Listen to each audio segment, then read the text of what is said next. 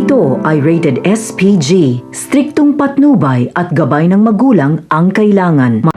Isang mapagpalang araw, mga kapamilya, ang matagal ng lihim ay mabubunyag na dahil sa pagkamatay ni David at pagkalagay sa alanganin ng buhay ni Tanggol ay isisiwalat na nga ni Tinding ang buong katotohanan kay Marites.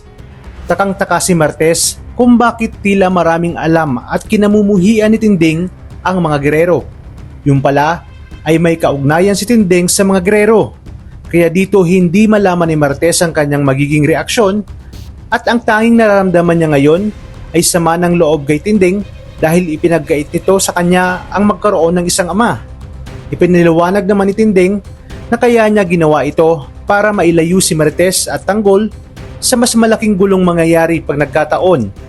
Ipinahanap daw kasi dati ni Gustavo si Tinding at dito nagawa niyang magtago ng matagal na panahon at ibinaon sa limot ang lahat. Ngayon ay nasa alanganin sitwasyon si Marites dahil hindi niya alam kung dapat niya ba itong sabihin kay Ramon at Tanggol.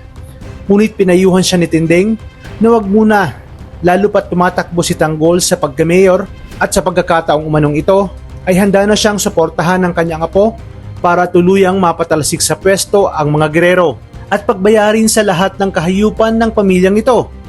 Sa kabilang banda, si Santino naman ang maiipit dahil maghuhugas kamay sina Roberto at Lucio at lahat ng sisi ay mapupunta kay Santino.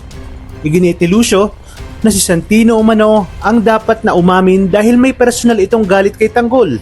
Dagdag pa niya na sumunod na muna daw ito dahil sa oras na maging mayor na si Miguelito, madali lang daw itong mailalabas sa kulungan.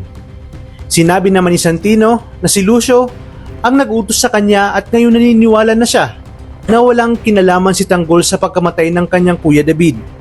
Iginit naman ni Edwin na kahit anong gawin ni Santino, makukulong at makukulong siya dahil siya ang nakita sa CCTV na nagtanim ng bomba at nagpindot ng remote.